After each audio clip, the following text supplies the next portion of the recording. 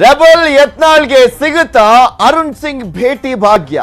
ಮೀಟಿಂಗಿಗೂ ಮುನ್ನ Renuka meeting workout ಆಗುತ್ತಾ? ವಿರೋಧಿ ಬಣದ ದೂರು. ಕುರ್ಚಿ ಕದನ. News 18 mega coverage.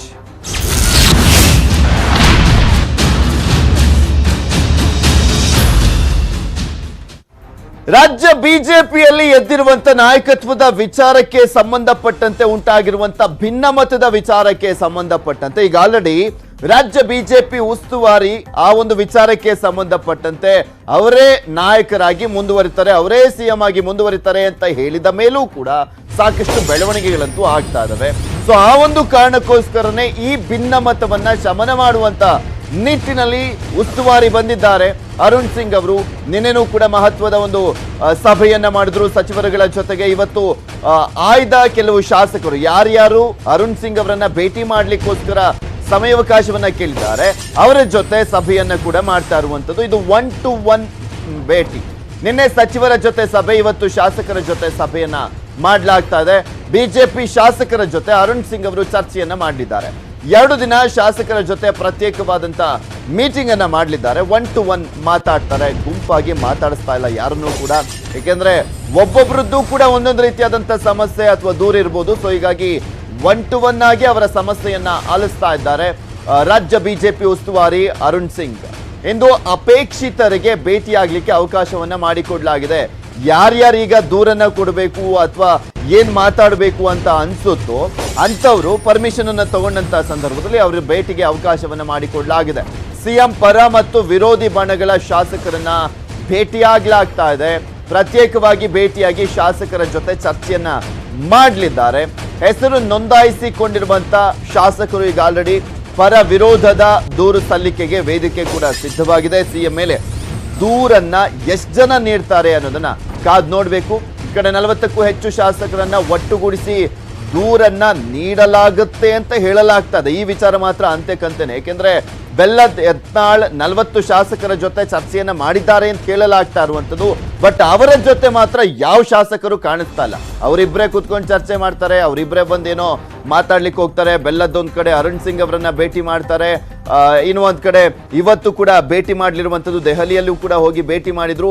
ಅದು ಎಷ್ಟರ ಮಟ್ಟಿಗೆ ಇವರ ಹಿಂದೆ ಎಷ್ಟು ಜನ ಶಾಸಕರಿದ್ದಾರೆ ಏನು ಎತ್ತ ಅನ್ನೋದು ಕೂಡ ಗೊತ್ತಾಗ್ಬೇಕು. ಸಿಎಂ ಮೇಲೆ ದೂರಿನ ವಿಚಾರಕ್ಕೆ ಸಂಬಂಧಪಟ್ಟಂತೆ ಎಷ್ಟು ಜನ ದೂರನ್ನ ಕೊಡಬಹುದು. ಮತ್ತು ಒಂದ್ ಕಡೆ ಇಲ್ಲಿ ಯಡಿಯೂರಪ್ಪನವರ ಆಪ್ತ ಬಣದ ಶಾಸಕರು ಕೂಡ ಸಾಕಷ್ಟು ಸಂಖ್ಯೆಯಲ್ಲಿದ್ದಾರೆ. ಇವತ್ತು ಅರುಣ್ ಸಿಂಗ್ ಅವರ ಜೊತೆ ಚರ್ಚೆಯನ್ನ ಮಾಡ್ತಾ ಇರುವಂತವರಲ್ಲಿ ಇಲ್ಲಿ ಒಬ್ಬೊಬ್ರದ್ದು ಕೂಡ ಒಂದೊಂದು ರೀತಿಯಾದಂತ ದೂರು ಅಂತ ಹೇಳಲಾಗ್ತದೆ. ವಿರೋಧಿ ಬಣದ ದೂರು ಏನಿರ್ಬೋದು ಅನ್ನೋದ ನಿಮ್ಗೆ ತೋರಿಸ್ತಾ ಇದ್ವಿ. ಶಾಸಕರ ವಿಷಯದಲ್ಲಿ ಸಿಎಂ ನಿರ್ಲಕ್ಷ್ಯವನ್ನ ತೋರಿಸ್ತಾ ಇದ್ದಾರೆ. ಹೆಚ್ಚಾಗಿದೆ ಪುತ್ರ ವಿಜೇಂದ್ರ ಅವರ ಹಸ್ತಕ್ಷೇಪ ಅನ್ನುವಂಥದ್ದಾಗಿರ್ಬೋದು. ವರ್ಗಾವಣೆ ಮತ್ತು ಇಲಾಖೆಗಳಲ್ಲಿ ಹಸ್ತಕ್ಷೇಪವನ್ನ ಮಾಡ್ತಾ ಇದ್ದಾರೆ ಅನ್ನುವಂಥದ್ದು. ಅಭಿವೃದ್ಧಿ ಬಗ್ಗೆ ಶಾಸಕರ ನಿರ್ಲಕ್ಷ್ಯದ ವಿಚಾರ, ಅನುದಾನ ವಿಷಯದಲ್ಲಿ ತಾರತಮ್ಯವನ್ನ ತೋರಿಸಲಾಗ್ತಾ ಇದೆ ಅನ್ನುವಂಥದ್ದು. BSY ಆಪ್ತರಿಗೆ ಮಾತ್ರ ಅನುದಾನವನ್ನ ಕೊಡ್ತಾ ಇದ್ದಾರೆ, ಶಾಸಕರ ಜೊತೆ ಸೌಜನ್ಯಕ್ಕೂ ಕೂಡ ಮಾತನಾಡಲ್ಲ ಅನ್ನೋದು ವಿರೋಧಿ ಬಣದ ಕೆಲವು ಶಾಸಕರ ದೂರು ಅಂತ ಹೇಳಲಾಗ್ತದೆ. ಇದು ಕ್ಷೇತ್ರಗಳ ಅಭಿವೃದ್ಧಿ ಆಗ್ತಾ ಇಲ್ಲ, ಪಕ್ಷ ಸರ್ಕಾರಕ್ಕೆ ಇದು ಒಳ್ಳೆಯದಲ್ಲ, ಮುಂದಿನ ಚುನಾವಣೆಗೆ ಇದು ಮಾರಕ ಅಂತ ವಿರೋಧಿ ಬಣದ ಶಾಸಕರ ದೂರು ಇದು ಅಂತ ಹೇಳಲಾಗ್ತಾ ಇರುವಂತದ್ದು. ಇನ್ನ ಆಪ್ತ ಬಣದ ದೂರು ಏನಿರ್ಬೋದು ಅನ್ನೋದನ್ನ ನೋಡೋದಾದ್ರೆ, ಸಿಎಂ ವಿರುದ್ಧ ಕೆಲ ಶಾಸಕರು ಸುಮ್ನೆ ದೂರನ್ನ ಕೊಡ್ತಾ ಇದ್ದಾರೆ, ಸಂಚನ್ನ ಮಾಡ್ತಾ ಇದ್ದಾರೆ, ಸುಮ್ಮನೆ ಸಭೆ ಮಾಡಿ ಪಕ್ಷದಲ್ಲಿ ಗೊಂದಲವನ್ನ ಸೃಷ್ಟಿ ಮಾಡ್ತಾ ಇರುವಂತದ್ದು. ಎಲ್ಲೆಲ್ಲಿ ಸಭೆ ಮಾಡಿದ್ದಾರೆ ಅನ್ನುವಂತ ಮಾಹಿತಿ ಕೂಡ ಇದೆ. ಅದ್ರ ಬಗ್ಗೆನೂ ಕೂಡ ಅವರು ನಮ್ಮ ಸಾಕ್ಷ್ಯವನ್ನ ನೀಡುವಂತ ಸಾಧ್ಯತೆ ಇರುವಂತದ್ದು. ಸರ್ಕಾರ ಮತ್ತೆ ಸಿಎಂ ವಿರುದ್ಧ ಅನಗತ್ಯ ಹೇಳಿಕೆಗಳನ್ನ ಕೊಡ್ತಾ ನಮ್ಮ ಪಕ್ಷಕ್ಕೆ ದೊಡ್ಡ ಡ್ಯಾಮೇಜ್ ಅನ್ನ ಮಾಡ್ತಾ ಇದ್ದಾರೆ ಅನ್ನುವಂಥದ್ದನ್ನ ಕೂಡ ಯಡಿಯೂರಪ್ಪನವರ ಆಪ್ತ ಬಣದ ಶಾಸಕರು ಅರುಣ್ ಸಿಂಗ್ ಅವರ ಬಳಿ ಒಂದು ದೂರನ್ನ ಹೇಳಿದ್ದಾರೆ ಅಂತ ಹೇಳಲಾಗ್ತದೆ. ಕೆಲವರಿಂದ ಪಕ್ಷದ ಶಿಸ್ತನ್ನ ಉಲ್ಲಂಘನೆ ಮಾಡಲಾಗ್ತದೆ. ಇನ್ನ ಸಿಎಂ ವಿರುದ್ಧ ಮಾಡ್ತಾ ಇರುವಂತ ಷಡ್ಯಂತ್ರ ಇದು ಕೆಲವು ಶಾಸಕರು. ಈ ಶಾಸಕರ ವಿರುದ್ಧದ ಆರೋಪಗಳಿಗೆ ನೀವು ಮನ್ನಣೆಯನ್ನ ಕೊಡಬೇಡಿ, ಇವರ ಮೇಲೆ ಯಾವೆಲ್ಲ ಕೇಸ್ಗಳು ಇದಾವೆ ಅದೆಲ್ಲವೂ ಕೂಡ ನೀಡುವಂತ ಸಾಧ್ಯತೆ ಇದೆ. ಯಾಕೆಂದ್ರೆ ರೇಣುಕಾಚಾರ್ಯ ಅವರು ಹೇಳ್ತಾ ಇದ್ರು, ನನ್ನ ಹತ್ರ ಎಲ್ಲ ಡೀಟೇಲ್ಸ್ ಇದೆ, ಈ CP ಯೋಗೇಶ್ವರ್ ವಿಚಾರ ಆಗಿರ್ಬೋದು, ಕೆಲವರ ವಿಚಾರಕ್ಕೆ ಸಂಬಂಧಪಟ್ಟಂತೆ ಅದೆಲ್ಲವನ್ನೂ ಕೂಡ ಅರುಣ್ ಸಿಂಗ್ ಅವರ ಮುಂದೆ ಹೇಳ್ತೀನಿ ಅಂತ ಹೇಳ್ತಾ ಇದ್ರು. ಇವತ್ತು ಹೇಳ್ತಾರೋ ಏನೋ ಗೊತ್ತಿಲ್ಲ. ಮುಖ್ಯವಾಗಿ ಯತ್ನಾಳ್ ಮತ್ತೆ ಬೆಲ್ಲದ್ ಈ ಗುಂಪಿನ ಟಾರ್ಗೆಟ್ ಅಂತ ಕಾಣಿಸ್ತದೆ. ಯಾಕೆಂದ್ರೆ ಯತ್ನಾಳ್ ಅಂತೂ ಪದೇ ಪದೇ ಯಡಿಯೂರಪ್ಪನವರ ವಿರುದ್ಧ ನಾಯಕತ್ವದ ವಿಚಾರಕ್ಕೆ ಸಂಬಂಧಪಟ್ಟಂತೆ ಸರ್ಕಾರದ ವಿರುದ್ಧ ನಮ್ಮ ಪಕ್ಷದಲ್ಲಿರುವಂತ ಒಂದು ರೀತಿಯಾದಂತ ವಿರೋಧ ಪಕ್ಷದ ಶಾಸಕರ ರೀತಿ ವರ್ತನೆಯನ್ನ ಮಾಡ್ತಾ ಇದ್ದಾರೆ. ಸೊ ಹೀಗಾಗಿ ಅವರ ವಿರುದ್ಧ ಕ್ರಮಕ್ಕೆ ಆಗ್ರಹಿಸಲಾಗ್ತದೆ. ಸೂಕ್ತ ಕ್ರಮವನ್ನ ಕೈಗೊಳ್ಳಿ, ಇಲ್ಲಾಂದ್ರೆ ತುಂಬಾ ಕಷ್ಟ ಆಗುತ್ತೆ, ಪಕ್ಷಕ್ಕೆ ಡ್ಯಾಮೇಜ್ ಆಗುತ್ತೆ ಅನ್ನುವಂಥದ್ದು ಯಡಿಯೂರಪ್ಪನವರ ಬಣದ ಆಪ್ತ ಶಾಸಕರ ಒತ್ತಾಯ ಅಂತ ಹೇಳಲಾಗ್ತಾ ಇದೆ. ಇನ್ನ BSY ಉತ್ತಮವಾಗಿ ಆಡಳಿತವನ್ನು ನಡೆಸ್ತಾ ಇದ್ದಾರೆ. ರಾಜ್ಯದಲ್ಲಿ ಎಲ್ಲಾ ಶಾಸಕರಿಗೂ ಕೂಡ ಮನ್ನಣೆಯನ್ನ ಕೊಟ್ಟಿದ್ದಾರೆ. ಆರ್ಥಿಕ ಸುಧಾರಣೆಯನ್ನ ಮಾಡಿ ಅನುದಾನವನ್ನ ಕೊಡ್ತಾ ಇದ್ದಾರೆ. ಯಾಕೆಂದ್ರೆ ಅವರು ಸ್ಟಾರ್ಟಿಂಗ್ CM ಆದಂತ ಸಂದರ್ಭದಲ್ಲಿ ತುಂಬಾ ನೆರೆ ಇತ್ತು ರಾಜ್ಯದಲ್ಲಿ. ಅದನ್ನೂ ಕೂಡ ಎದುರಿಸಿ ನಂತರ ಇನ್ನೇನು ನೆಕ್ಸ್ಟ್ ಆರ್ಥಿಕ ಚೇತರಿಕೆ ಕಾಣುವಂತ ಸಂದರ್ಭದಲ್ಲಿ ಮೊದಲ ಅಲೆ ಬಂತು, ಲಾಕ್ಡೌನ್ ಆಗಿತ್ತು ಕಂಪ್ಲೀಟ್ ಆಗಿ, ಮತ್ತೀಗ ಎರಡನೇ ಅಲೆಯ ಹೊಡೆತ. ಇಂತಹ ಸಂದರ್ಭದಲ್ಲೂ ಕೂಡ ಅನುದಾನವನ್ನ ಮ್ಯಾನೇಜ್ ಮಾಡಿಕೊಡ್ತಾ ಇದ್ದಾರೆ ಮುಖ್ಯಮಂತ್ರಿಗಳು. ಶಾಸಕರಿಗೆ BSY ರಿಂದ ಸಮಸ್ಯೆ ಆಗ್ತಿಲ್ಲ, ಬದಲಾಗಿ ಕೆಲ ಸಚಿವರಿಂದ ತೊಂದರೆ ಆಗ್ತಾ ಇದೆ ಅಂತ ಅವರ ಪರವಾಗಿರುವಂತಹ ಶಾಸಕರು ಸಚಿವರು ಬ್ಯಾಟಿಂಗ್ ಅನ್ನ ಮಾಡ್ತಿದ್ದಾರೆ. ಇದೆಲ್ಲದ್ರ ಬಗ್ಗೆನೂ ಕೂಡ ಕಂಪ್ಲೀಟ್ ಆದಂತ ಡೀಟೇಲ್ಸ್ ಅನ್ನ ನೀಡ್ತಾರೆ ನಮ್ಮ ಪ್ರತಿನಿಧಿ ಕೃಷ್ಣ. ನೇರ ಸಂಪರ್ಕದಲ್ಲಿ ಜಾಯ್ನ್ ಆಗ್ತಾ ಇದ್ದಾರೆ. ಎಸ್ ಕೃಷ್ಣ, ಗಮನಿಸ್ತಾ ಇದ್ವಿ 3 ದಿನಗಳ ಕಾಲ ಅರುಣ್ ಸಿಂಗ್ ಅವರು ರಾಜ್ಯಕ್ಕೆ ಬಂದಿರುವಂತದ್ದು ಇಲ್ಲಿರುವಂತ ಭಿನ್ನಮತವನ್ನ ಶಮನ ಮಾಡುವಂತ ನಿಟ್ಟಿನಲ್ಲಿ ಮುಂದಾಗಬಹುದು ಅನ್ನುವಂಥದ್ದನ್ನ ಕಾದ್ ನೋಡ್ತಾ ಇದೀವಿ. ಬಟ್ ಏನಾಗುತ್ತೆ ಅಂತ ಅನ್ಸುತ್ತೆ, ಏನಾಗ್ಬೋದು ಇವತ್ತು? ಬಟ್ ಈ 30 ಜನ ಶಾಸಕರಿಂದಲೇ ನಾಯಕತ್ವದ ವಿಚಾರಕ್ಕೆ ಸಂಬಂಧಪಟ್ಟಂತೆ ಡಿಸೈಡ್ ಆಗ್ಲಿಕ್ಕೆ ಚಾನ್ಸಸ್ ಇಲ್ಲ. ಆದ್ರೂ ಕೂಡ ಭಿನ್ನಮತ ಶಮನ ಆಗುವಂತ ನಿಟ್ಟಿನಲ್ಲಿ ಒಂದು ಲೆವೆಲ್ಗೆ ವರ್ಕೌಟ್ ಆಗ್ಬೋದು ಅಂತ ಅನ್ಸುತ್ತಾ?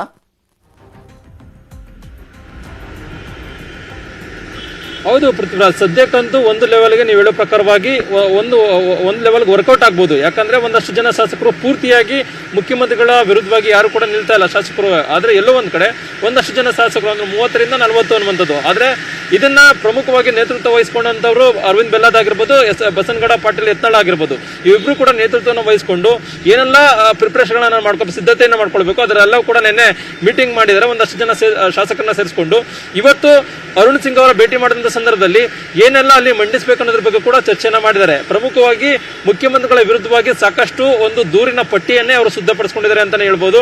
ಯಾಕಂದ್ರೆ ಇತ್ತೀಚೆಗೆ ಪ್ರಮುಖವಾಗಿ BY ವಿಜೇಂದ್ರ ಅವರ ಅಧಿಕಾರದಲ್ಲಿ ಹಸ್ತಕ್ಷೇಪ ಆಗಿರ್ಬೋದು, ಮತ್ತೆ ಶಾಸಕರ ಅನುದಾನದ ವಿಚಾರದಲ್ಲಿ ಮುಖ್ಯಮಂತ್ರಿಗಳ ತಾರತಮ್ಯ ಆಗಿರ್ಬೋದು, ಮತ್ತೆ ಎಲ್ಲ ಒಂದ್ ಕಡೆ ಶಾಸಕರನ್ನ ಭೇಟಿ ಮಾಡುವಂತ ವಿಚಾರದಲ್ಲಿ ಮುಖ್ಯಮಂತ್ರಿಗಳು ಮುಂದಾಗ್ತಾ ಇಲ್ಲ ಅನ್ನುವಂಥದ್ದು, ಮತ್ತೆ ಶಾಸಕರ ಸಮಸ್ಯೆ ಆಲಿಸ್ತಾ ಇಲ್ಲ ಅನ್ನುವಂಥದ್ದು, ಮತ್ತೆ ಶಾಸಕಾಂಗ ಪಕ್ಷದ ಸಮಸ್ಯೆ ಸಭೆಯನ್ನ ಇನ್ನೂ ಕೂಡ ಕರೆದಿಲ್ಲ ಅನ್ನುವಂಥದ್ದು, ಮತ್ತೆ ತಮ್ಮ ಸಮಸ್ಯೆಗಳನ್ನ ಹೇಳ್ಕೊಳ್ಳಿಲ್ಲ ಅನ್ನುವಂಥದ್ದು.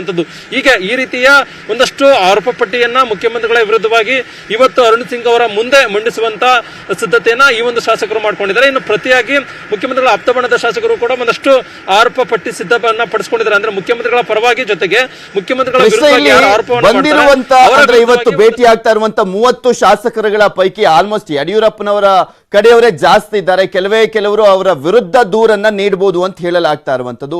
ಯತ್ನಾಳ್ ಅವರ ಭೇಟಿಗೆ ಅವಕಾಶವನ್ನ ಮಾಡಿಕೊಡ್ಲಾಗಿದೆಯಾ? ಅವರು ಕೂಡ ಕೇಳ್ಕೊಂಡಿದ್ದಾರೆ, ಬಟ್ ಇನ್ನೂ ಕೂಡ ಅವಕಾಶವನ್ನ ಕೊಟ್ಟಿಲ್ಲ ಅಂತ ಹೇಳಲಾಗ್ತಾ ಇತ್ತು. ಅದು ಕನ್ಫರ್ಮ್ ಆಯ್ತಾ? ಪೃಥ್ವಿರಾಜ್, ಈಗಾಗಲೇ ಏನಂತಂದ್ರೆ ಹಲವು ಶಾಸಕರು ಬಿಜೆಪಿ ಕಚೇರಿಗೆ ಫೋನ್ ಮಾಡಿ ಏನು ಹೆಸರು ನೋಂದಾವಣೆ ಮಾಡ್ಕೊಂಡಿದ್ದಾರೆ. ಇವತ್ತು ಅರುಣ್ ಸಿಂಗ್ ಅವರನ್ನ ನಾನು ಭೇಟಿ ಮಾಡಬೇಕು, ತಮ್ಮ ಸಮಸ್ಯೆಗಳನ್ನ ಹೇಳ್ಬೇಕು, ಹೀಗಾಗಿ ನಮ್ಗೆ ಅವಕಾಶವನ್ನ ಮಾಡ್ಕೊಡಿ ಅನ್ನುವಂಥದ್ದು. ನೀವು ಹೇಳ್ದಂಗೆ ಬಸನಗೌಡ ಪಾಟೀಲ್ ಯತ್ನಾಳ್ ಅವರು ಕೂಡ ಫೋನ್ ಮಾಡಿ ಕೇಳಿದ್ದಾರೆ. ಆದ್ರೆ ಎಲ್ಲ ಒಂದ್ ಕಡೆ ಅಲ್ಲಿ ಅರುಣ್ ಸಿಂಗ್ ಅವರು ಈಗಾಗಲೇ ಎಲ್ರಿಗೂ ಕೂಡ ಅವಕಾಶವನ್ನ ಕೊಟ್ಟಿದ್ದಾರೆ.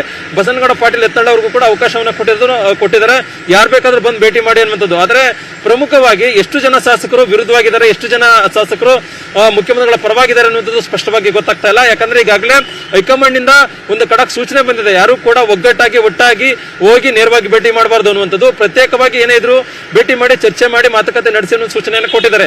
ಅದಕ್ಕೋಸ್ಕರವಾಗಿ ಇವತ್ತು ಬಲ್ಕ್ ಆಗಿ ಬದಲು ಪ್ರಮುಖವಾಗಿ ಪ್ರತ್ಯೇಕವಾಗಿ ಸಿಎಂ ಆಪ್ತ ಬಣದ ಶಾಸಕರಾಗಿರ್ಬೋದು, ಸಿಎಂ ವಿರೋಧಿ ಬಣದ ಶಾಸಕರಾಗಿರ್ಬೋದು ಇವತ್ತು ಭೇಟಿ ಮಾಡುವಂತ ಶಾಸಕರ ಬಲಾಬಲದ ಮೇಲೆ ನಾಯಕತ್ವ ಚೇಂಜ್ ಮಾಡ್ಲಾಗತ್ತೆ ಅನ್ನುವಂಥದ್ದನ್ನ ನೋಡೋದಾದ್ರೆ ಯಡಿಯೂರಪ್ಪನವ್ರು ಚೇಂಜೇ ಆಗಲ್ಲ ಹಂಗ್ ನೋಡ್ಕೊಂಡ್ಬಿಟ್ರೆ. ಯಾಕೆಂದ್ರೆ ಅವ್ರ ಪರವಾಗಿ ಸಾಕಷ್ಟು ಜನ ಶಾಸಕರು ಬೆಂಬಲವಾಗಿ ನಿಂತಿರುವಂತದ್ದು. ನೋಡೋಣ ಯಾವ್ಯಾವ ರೀತಿಯಾಗಿ ಹೈಕಮಾಂಡ್ ಕ್ರಮವನ್ನ ಕೈಗೊಳ್ಳುತ್ತೆ, ಯಾವ ರೀತಿಯಾಗಿ ಭಿನ್ನಮತೀಯ ಚಟುವಟಿಕೆಗಳಿಗೆ ಬ್ರೇಕ್ ಹಾಕುತ್ತೆ ಅಂತ. ಸಚಿವರ ಕೆಲಸದ ಬಗ್ಗೆ ಅರುಣ್ ಸಿಂಗ್ ಅವರು ನಿನ್ನೆ ಮೌಲ್ಯಮಾಪನವನ್ನ ಮಾಡಿದ್ರು. ಇಲಾಖಾವಾರು ಕೆಲಸದ ಬಗ್ಗೆ ವರದಿಯನ್ನ ಕೂಡ ಕೇಳಿದ್ದಾರಂತೆ ಅರುಣ್ ಸಿಂಗ್ ಅವರು. ಬೆಳ್ಳಂಬೆಳಗ್ಗೆ ಅರುಣ್ ಸಿಂಗ್ ಭೇಟಿ ಮಾಡಿದ್ದಾರೆ ಸಚಿವೆ ಶಶಿಕಲಾ ಜೊಲ್ಲೆ. ಮಹಿಳಾ ಮತ್ತು ಮಕ್ಕಳ ಕಲ್ಯಾಣ ಇಲಾಖೆಯ ಸಚಿವರು ಶಶಿಕಲಾ ಜೊಲ್ಲೆ ಅವರು KK ಗೆಸ್ಟ್ ಹೌಸ್ಗೆ ಆಗಮಿಸಿದ್ರು. ಮಹಿಳಾ ಮತ್ತು ಮಕ್ಕಳ ಕಲ್ಯಾಣ ಇಲಾಖೆ ಸಚಿವರು ಕೈಯಲ್ಲಿ ಇಲಾಖೆಗೆ ಸಂಬಂಧಪಟ್ಟಂತ ಫೈಲ್ ಹಿಡಿದು ಬಂದಿದ್ದಾರೆ. ಜೊಲ್ಲೆ ಅವರು ತಮ್ಮ ಇಲಾಖೆಯ ಕಾರ್ಯನಿರ್ವಹಣೆ ಬಗ್ಗೆ ವರದಿಯನ್ನ ಸಲ್ಲಿಕೆ ಮಾಡಿದ್ದಾರಂತೆ. ನಿನ್ನೆ ತಮ್ಮ ಇಲಾಖೆಯ ಕಾರ್ಯನಿರ್ವಹಣೆಯ ರಿಪೋರ್ಟ್ ಅನ್ನ ಕೊಟ್ಟಿದ್ರು ಸಚಿವ ನಾರಾಯಣಗೌಡ. ಸಚಿವರ ಜೊತೆ ಕೆಲ ಲೀಡರ್ಗಳು ಕೂಡ ಕೆಕೆ ಗೆಸ್ಟ್ ಹೌಸ್ ಕಡೆ ಬರ್ತಾ ಇದ್ದಾರೆ. ಓಕೆ, ಈ ರೀತಿಯಾಗಿ ಮಾಡುವಂಥದ್ದು ಸಹಜವಾಗಿ ಅವರ ಒಂದು ಏನು ಆಕ್ಟಿವ್ನೆಸ್ ಏನಿದೆ ಆ ಒಂದು ಇಲಾಖೆಯ ವಿಚಾರಕ್ಕೆ ಸಂಬಂಧಪಟ್ಟಂತೆ ಜಾಸ್ತಿ ಅಂತೂ ಮಾಡುತ್ತೆ. ಯಾಕಂದ್ರೆ ಯಾರು ಹೇಳೋರು ಇಲ್ಲ ಕೇಳೋರು ಇಲ್ಲ ಅಂತ ಬಂದಂತ ಸಂದರ್ಭದಲ್ಲಿ ಒಂದ್ ರೀತಿಯಾಗಿ ನಿರ್ಲಜ್ಜರಾಗಿ ಓಡಾಡ್ಬಿಡ್ತಾರೆ. ಸೊ ಈಗ ಟೆಸ್ಟ್ ಅನ್ನ ಮೌಲ್ಯಮಾಪನವನ್ನ ಮಾಡುವಂತ ಸಂದರ್ಭದಲ್ಲಿ ಎಲ್ಲಿ ನಮ್ಮ ಸೀಟ್ ಹೋಗ್ಬಿಡುತ್ತಪ್ಪ, ಕುರ್ಚಿ ಉಳಿಸ್ಕೊಳ್ಳೋಕ್ಕೋಸ್ಕರನಾದ್ರೂ ಚೆನ್ನಾಗಿ ವರ್ಕ್ ಮಾಡ್ಲಿಕ್ಕೆ ಮುಂದಾಗ್ತಾರೆ ಸಚಿವರುಗಳು.